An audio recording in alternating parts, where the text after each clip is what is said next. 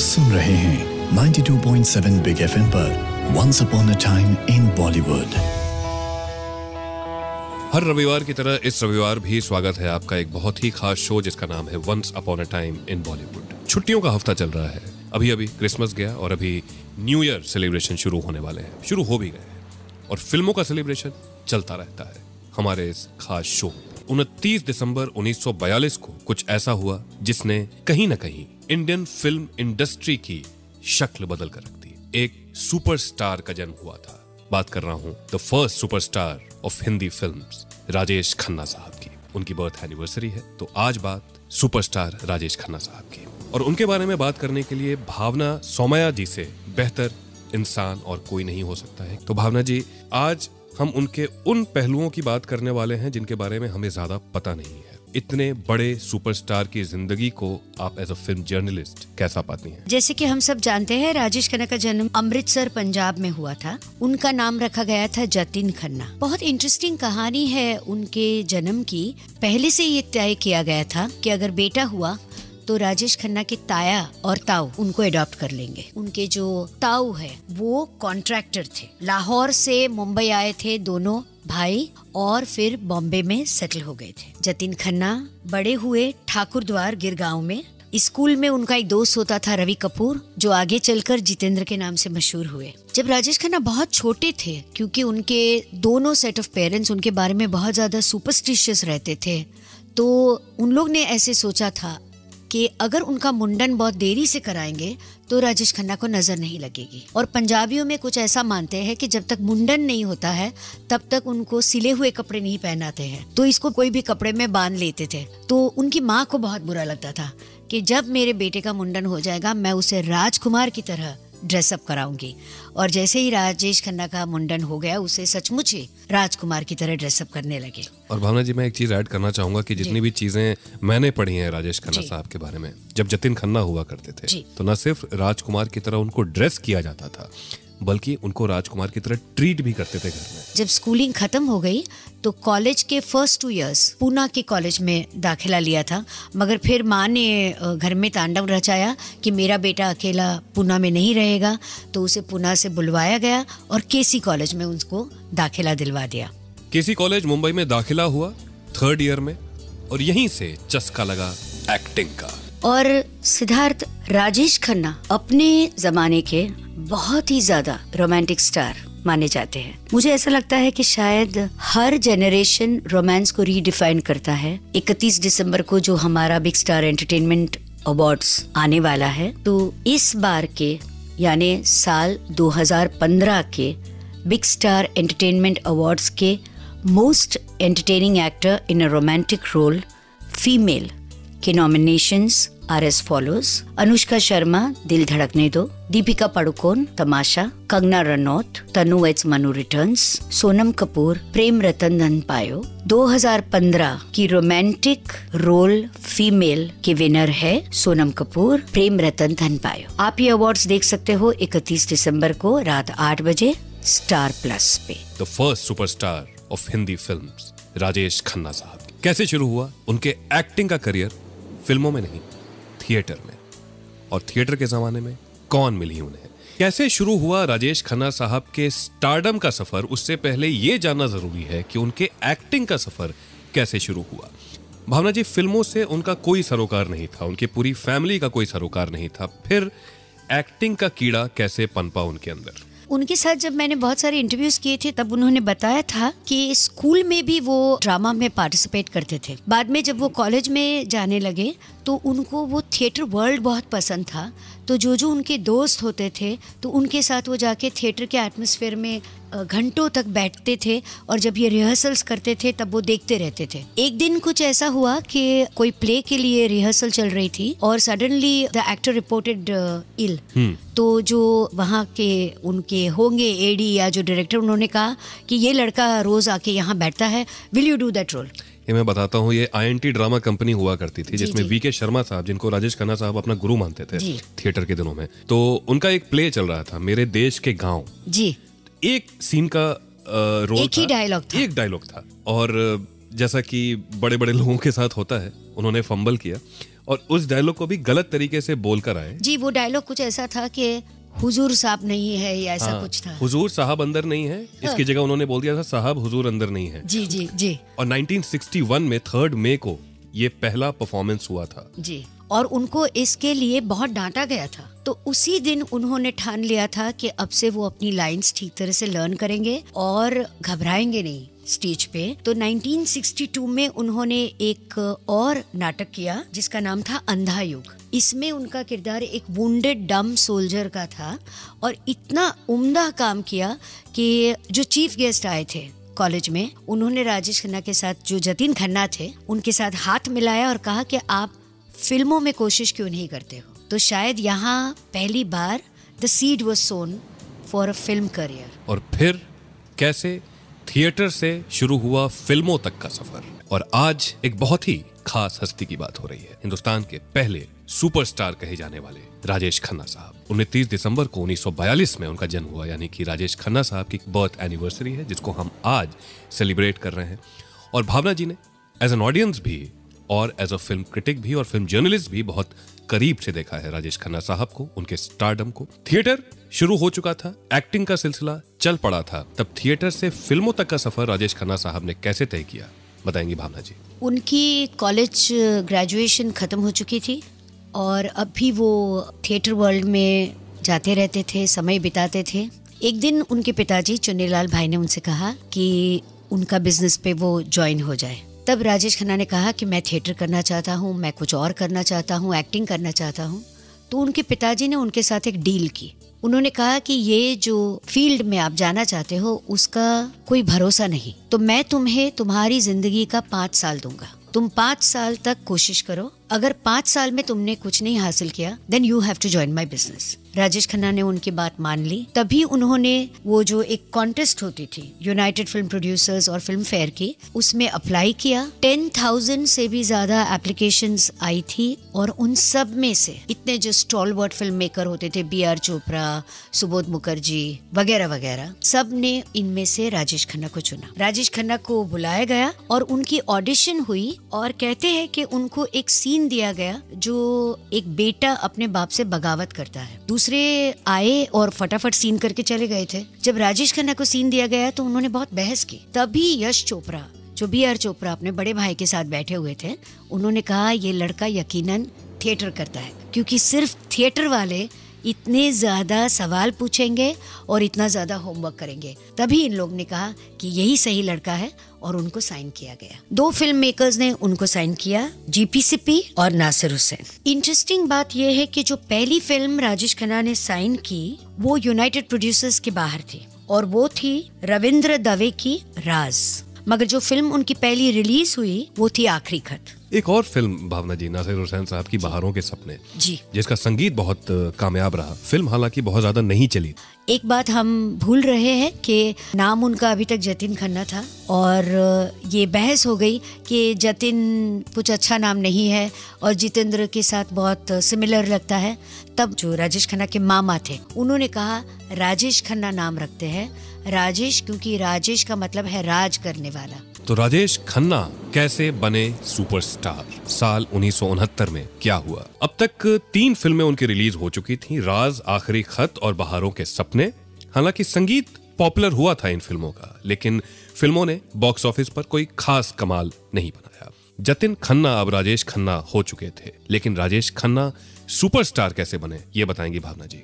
जब आराधना बन रही थी, ये बताना जरूरी है कि पहले शक्ति सामंता सोच रहे थे कि आशा पारेख को लिया जाए, मगर बाद में उन्होंने शर्मिला टैगोर का सोचा। फिल्म की शूटिंग की शुरुआत हो गई, फिल्म कंप्लीट भी हो गई। फिल्म जब रिलीज होने को थी तब डिस्ट्रीब्यूटर्स शक्तिदा को मिले और कहा कि ये फिल्म तो बॉम्ब है और इसको कोई हाथ नहीं लगाएगा, क्योंकि एक नया फेस है और आपने शर्मिला टैगोर को भी बेवा बना दिया है। तो सब लोग बहुत टेंस थे, मगर फिल्म का म्यूजिक और पता नहीं क्या उसकी महक और खुशबू थी, ऑडियंस ने पहले से ही तय कर लिया था कि ये फिल्म और इसका हीरो में कुछ बात है। जब रिलीज हुई फिल्म तब भी वो सर्पेंटाइन क्यूज चलती रही। सारी लड़कियां राजेश खन्ना पर पागल थी। कहते थे कि he was a superstar from 6 to 60। 6 साल का बच्चा उनको प्यार करता था, 60 साल का आदमी भी, औरत भी उनको प्यार करती थी। वो बिंदु ने एक वाकया सुनाया था कि जब राजेश खन्ना घर जाने के लिए सेट के बाहर निकले तो अपनी गाड़ी में इतने सारे किस मार्क्स देखकर इतने घबरा गए कि वो वापस मेकअप रूम में आके बैठ गए। आराधना रिलीज हुई भावना जी, और जैसा कि आपने बताया कि रातों रात वो छा गए थे। उसके बाद जो आने वाले 2 साल रहे उनके, ऐसा कहा जाता है कि 15 फिल्में लाइन से सुपर डुपर हिट हुई, और ऐसा इतिहास में कभी नहीं हुआ था, और शायद तभी उनको सुपरस्टार का जो टाइटल है वो दिया गया था। उनके हम स्टेटिस्टिक्स देखे, बिटवीन द ईयर 71 to 73 उन्होंने करीबन 29 फिल्म्स की। He was shooting double shifts, और इसमें से आधी कम से कम सुपरहिट थी, जैसे सच्चा झूठा, सफर, कटी पतंग, आनंद, आन मिलो सजना, अंदाज, हाथी मेरे साथी, अमर प्रेम, बावर्ची, मेरे जीवन साथी और नमक हराम। इसमें से 2 कहानियां बहुत इम्पोर्टेंट है। एक है हाथी मेरे साथी की। जब उन्होंने देवर की हाथी मेरे साथी साइन की, तब उन्होंने राजेंद्र कुमार, जिसे जुबली हीरो कहते थे, उनका बंगला खरीदा था। तो डिम्पल बंगलों में से उन्होंने आशीर्वाद बंगलो किया। और ये भी क्या हसीन इत्तेफाक है कि एक जगह से नाम डिम्पल हटाया राजेश खन्ना साहब ने, और एक डिम्पल उनकी जिंदगी में आने वाली थी अगले ही साल।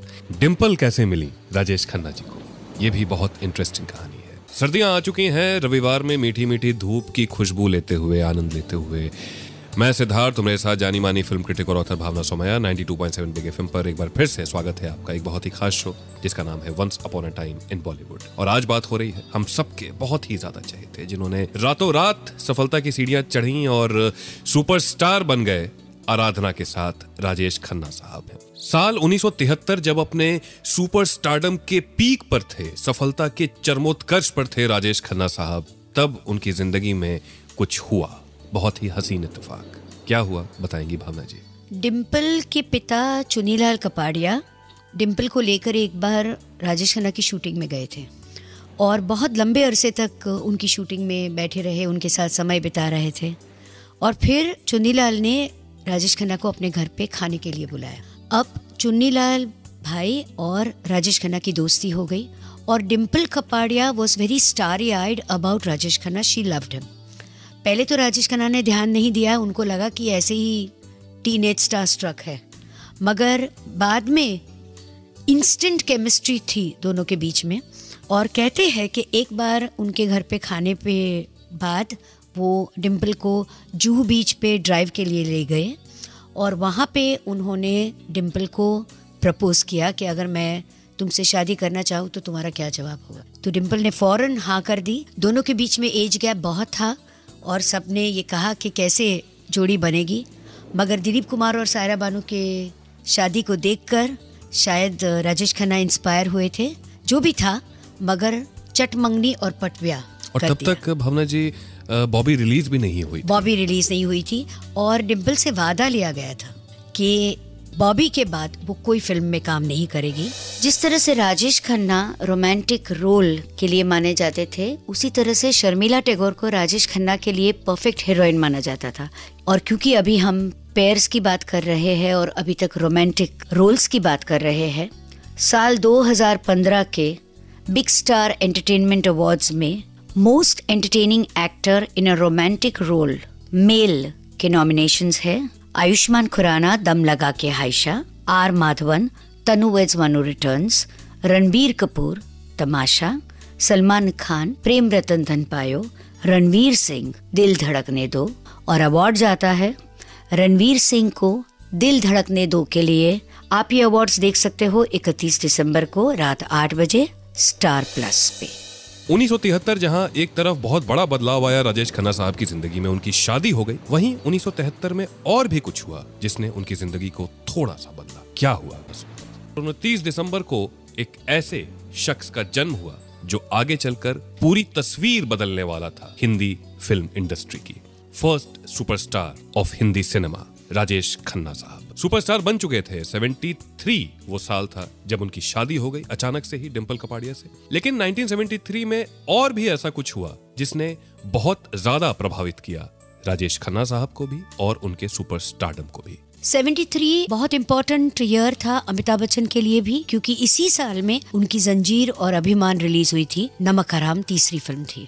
इस फिल्म के बाद राजेश खन्ना और अमिताभ बच्चन का इक्वेशन बदल गया, राजेश खन्ना और ऋषिकेश मुखर्जी का इक्वेशन बदल गया, राजेश खन्ना और उनके फैंस का इक्वेशन बदल गया, और राजेश खन्ना और फिल्म फ्रेटर्निटी का इक्वेशन बदल गया। क्योंकि फिल्म फ्रेटर्निटी हमेशा उगते सूरज को प्रणाम करती है और उगता सूरज अमिताभ बच्चन था। जो भी डायरेक्टर्स रोमांटिक फिल्म बनाते थे अब तक एक्शन फिल्म बनाने लगे, और राजेश खन्ना के लिए कोई जगह नहीं थी। भावना जी, ऐसा जर्नलिस्ट जब आपने फॉलो करना शुरू किया राजेश खन्ना साहब को, तो वो तकरीबन कौन सा साल रहा होगा? मैं कॉलेज में थी करीबन 78 में, और ऐसे ही मैं किसी पत्रकार के ऑफिस में चली गई थी। तो जो मेरे एडिटर थे राउफ अहमद, उन्होंने सोचा कि ये लड़की में जुनून है तो हम उसको ट्राई कर लेते हैं। तो मुझे अब भी याद है, मुझे कहा गया कि अच्छा ठीक है, आप फिल्मिस्तान स्टूडियो जाइए, वहाँ पे राजेश खन्ना शूटिंग कर रहे हैं, और अगर आप उनका इंटरव्यू लेकर आ जाओगे तो हम आपको नौकरी पे रख लेंगे। मैं फिल्मिस्तान ढूंढते ढूंढते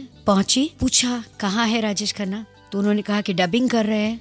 तो डबिंग का एक खास विभाग होता है, वहाँ पे मुझे बोला गया कि आप बाहर बैठो क्योंकि ये लाल बत्ती जल रही है, जब वो लाल बत्ती ख़त्म हो जाएगी तो आप नॉक करके अंदर जाके उनसे बात करना। उतनी देर में एक लड़का आया, एक ट्रे लेकर नाश्ते का, और वो लड़का रूम के अंदर चला गया। दरवाज़ा खुला, वो लड़का बाहर कांपता हुआ बाहर निकला, और मैं इतनी घबरा गई कि मैं सोच रही थी कि अपने आप को कहाँ छुपाऊं। तभी राजेश खन्ना जी बाहर आए, सीधा वो लड़के को पुकारा और कहा, मैं माफ़ी चाहता हूँ कि मैंने तुम्हें डांटा, मगर जब लाल बत्ती चल रही है और जब मैं डबिंग कर रहा हूँ तो तुम इस तरह से खाना लेकर मेरे सामने बिल्कुल आके खड़े रह जाते हो तो मेरा ध्यान बढ़ जाता है। फिर मेरी ओर देखा तो मैं पिलर के पीछे छुप गई, छोटी सी थी, कॉलेज में पढ़ती थी। तो उन्होंने कहा, और पिलर के पीछे कौन है? तो मैं बाहर आई, तो उन्होंने कहा क्या चाहिए? तो मैंने कहा कि मैं आपका इंटरव्यू चाहती हूँ और ये मैगजीन ने उसे भेजा। तो बोला कि मैं उस मैगजीन से बात नहीं करता हूँ। तो मैंने कहा ठीक है, और मैं चलने लगी। तो उन्होंने कहा वापस आओ। फिर पूछा नाम क्या है, फिर कहा कि कौन से स्टेट से हो, कौन सी भाषा बोलती हो? तो मैंने कहा मैं गुजराती हूँ।